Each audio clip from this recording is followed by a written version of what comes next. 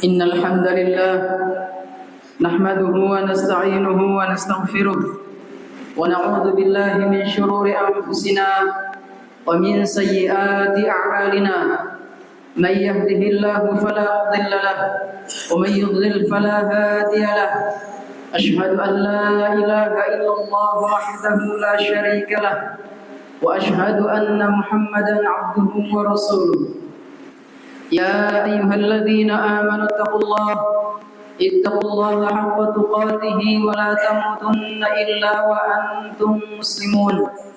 يا أيها الناس اتقوا ربكم الذي خلقكم من نفس واحدة وخلق منها زوجها وبث منهما رجالا كثيرا ونساء واتقوا الله الذي تساءلون به والأرحام إن الله كان عليكم رقيبا.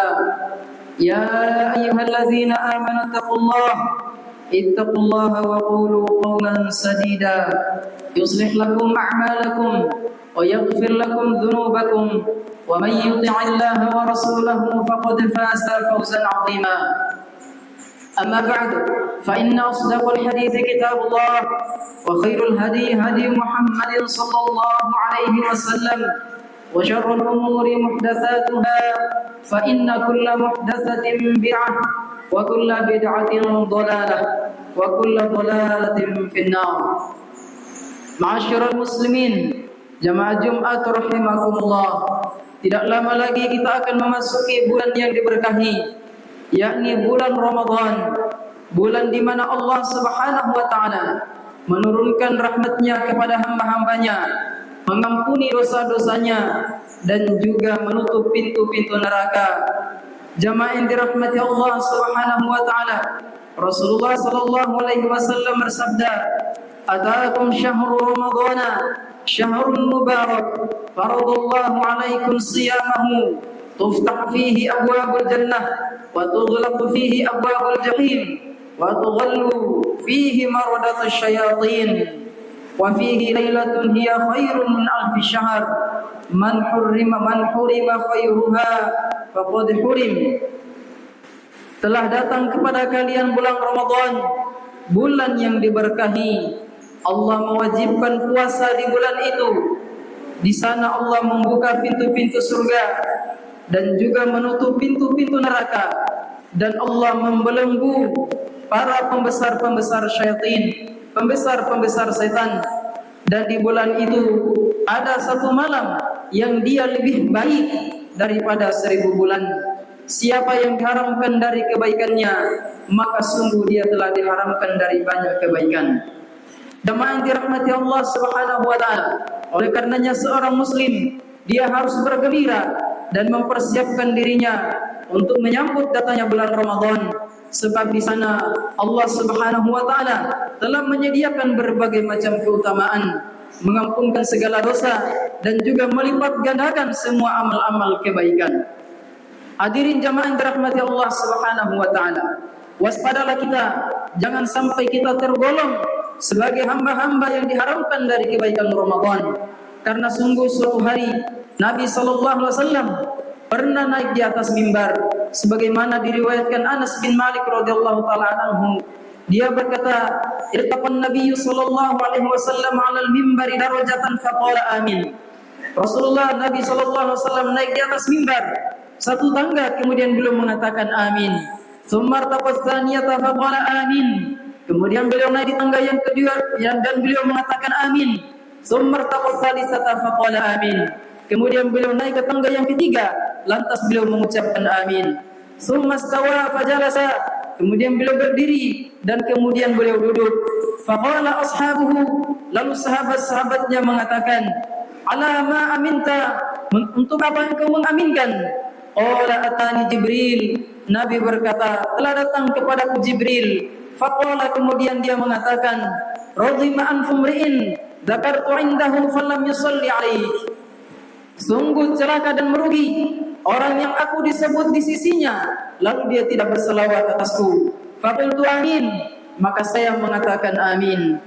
Faqala radhima anfum ri'in adraka abawaihi falam yadkhilil jannah. Faqultu amin. Sungguh celaka dan merugi orang yang mendapati kedua orang tuanya kemudian dia tidak masuk surga, lalu saya mengucapkan amin. Faqala rajulun amri'in adraka ramadhana falam yughfar lah, faqultu amin. Dan Jibril mengatakan, sungguh celaka dan merugi orang yang mendapati bulan Ramadan namun dia tidak diampuni oleh Allah Subhanahu wa taala. Hadirin jamaah yang dirahmati Allah Subhanahu wa taala. 3 perkara yang diaminkan oleh Nabi sallallahu alaihi wasallam, salah satunya adalah mereka yang mendapati bulan Ramadan, dia masuk ke dalam bulan Ramadan, namun tatkala dia keluar dari bulan tersebut, dia tidak mendapatkan ampunan dari Allah Subhanahu wa taala. Sungguh merugilah orang-orang yang seperti ini, dan jangan sampai kita tergolong salah satu dari orang yang merugi, yaitu mendapati bulan Ramadan namun tatkala dia keluar darinya, dia tidak mendapatkan ampunan dari Allah Subhanahu wa taala. Hadirin jamaah yang dirahmati Allah, oleh karena itulah kita mempersiapkan diri kita di bulan ini dan kita banyak berdoa kepada Allah Subhanahu wa taala agar kita dimudahkan untuk beramal ketaatan di dalamnya, karena sesungguhnya taat kepada Allah Subhanahu wa taala itu tidaklah menjadi mudah melainkan bagi siapa yang mendapatkan pertolongan dari Allah. Oleh karena itulah setiap kali kita salat, kita membaca ayat iyyaka na'budu wa iyyaka nasta'in, hanya kepadamu kami beribadah dan hanya kepadamu kami memohon pertolongan. Artinya bahwa penghambaan kita kepada Allah Subhanahu wa taala tidak akan mungkin sanggup kita jalankan jika Allah Subhanahu wa taala tidak menolong kita. Kemudian jemaah dirahmati Allah Subhanahu wa taala, kita mempersiapkan niat-niat terbaik kita, mengikhlaskan ibadah kita hanya kepada Allah Subhanahu wa taala. Karena sungguh mereka yang tidak ikhlas dalam ibadahnya adalah hamba-hamba yang merugi, amalan mereka gugur di sisi Allah Subhanahu wa taala. Allah taala berfirman, "Wa qadimna ila ma 'amilu min 'amalin faj'alnahu haba'an manthura." Lalu kami datangkan apa yang dahulu mereka amalkan dari amal-amal ketaatan, lalu kami jadikan amalan mereka itu bagaikan debu yang berterbangan. Hal ini lantaran mereka tidak ikhlas kepada Allah Subhanahu wa taala. Mereka menyebutkan Allah di dalam ibadahnya. Dia berpuasa bukan karena Allah Subhanahu wa taala. Dia membaca Al-Qur'an bukan karena Allah Subhanahu wa taala. Dia menegakkan qiyamul lail juga bukan karena Allah Subhanahu wa taala. Oleh karenanya, salah satu yang mendapatkan ancaman dari Nabi sallallahu alaihi wasallam bahwa kelak di hari kiamat ada 3 kelompok yang Allah Subhanahu wa taala akan mengadili mereka sebelum para penyembah berhala. Salah satunya adalah mereka yang membaca Al-Qur'an. Ketika dihadapkan dengan amalnya, lalu ditanyakan kepadanya, dia pun mengenali amal tersebut. Lalu dikatakan kepadanya, "Apa yang kau amalkan dari membaca Al-Qur'an ini?" Lalu dia mengatakan, "Qara'tul Qur'ana fika." Saya membaca Al-Qur'an karenamu. Lantas Allah mengatakan, "Kadzabta, engkau dusta. Walakinnaka taqra'ul Qur'ana yuqalu annaka 'alimun, annaka qari'un." Akan tetapi engkau membaca Al-Qur'an semata-mata agar engkau dikatai oleh manusia engkau adalah seorang qari, orang yang pandai membaca Al-Qur'an. Faqad qil, dan itu sudah diucapkan manusia, dan memang inilah yang dia cari. Karena itu waspadalah, jangan sampai kita membatalkan amal kita lantaran perbuatan syirik, perbuatan riya, hanya ingin dilihat manusia, hanya ingin didengar oleh manusia. Demikian pula jangan sampai kita berpuasa lantaran karena ikut-ikutan. Kenapa dia berpuasa? Karena orang lain juga berpuasa. Dia berpuasa hanya lantaran malu kepada manusia, bukan karena menjalankan perintah Allah Subhanahu wa taala. Demikian pula jangan sampai kita menegakkan qiyamul lail hanya lantaran kita ingin bertanding dengan saudara kita, hanya ingin dikatai sebagai orang yang kuat di dalam menegakkan ibadah salat, hanya ingin dikatai sebagai orang yang hebat di dalam menegakkan qiyamul lail. Padahal qiyamul lail ini termasuk amalan yang sangat mulia, bahkan menjadi sebab seorang itu dimasukkan ke dalam surga. Akan tetapi ketika seorang menggugurkan amal-amal tersebut lantaran dia beramal bukan karena Allah Subhanahu wa taala, maka jadilah dia hamba yang merugi. Jangan sampai ketika kita qiyamul lail atau membaca Al-Qur'an, kita bangga dengan amalan-amalan tersebut, kita menceritakannya kepada manusia.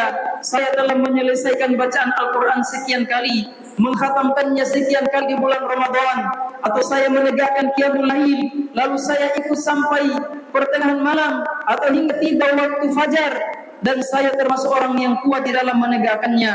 Jangan sampai kita menjadi hamba-hamba manusia, menjadi hamba-hamba yang mendapatkan pujian semata-mata di hadapan manusia. Inilah orang yang merugi, dan kita khawatir kita tergolong sebagai hamba yang disebutkan dalam hadis tadi. Dia mendapati bulan Ramadan, namun dia keluar darinya, dia tidak mendapatkan ampunan dari Allah Subhanahu wa taala. Maka marilah kita memperbaiki niat-niat kita ketika kita berada di bulan Ramadan, dan semoga Allah Subhanahu wa taala benar-benar menyampaikan kita ke bulan yang penuh berkah itu, dan kita keluar sebagai hamba yang bertakwa dan mendapatkan ampunan dari Allah Subhanahu wa taala, karena sejatinya itulah kemenangan dan keberuntungan yang hakiki di sisi Allah Subhanahu wa taala. Aqulu kama tasma'un, barakallahu li wa lakum fil Qur'anil 'azim wa nafa'ani wa iyyakum bima fihi minal ayati wa dzikril hakim. وتقبل الله مني ومنكم تلاوته إنه هو السميع العليم وأستغفر الله لي ولكم ولسائر المؤمنين واستغفروه إنه هو الغفور الرحيم.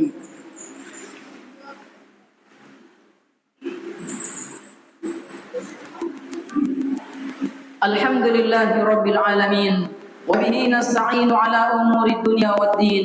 أشهد أن لا إله إلا الله وحده لا شريك له وأشهد أن محمدا عبده ورسوله.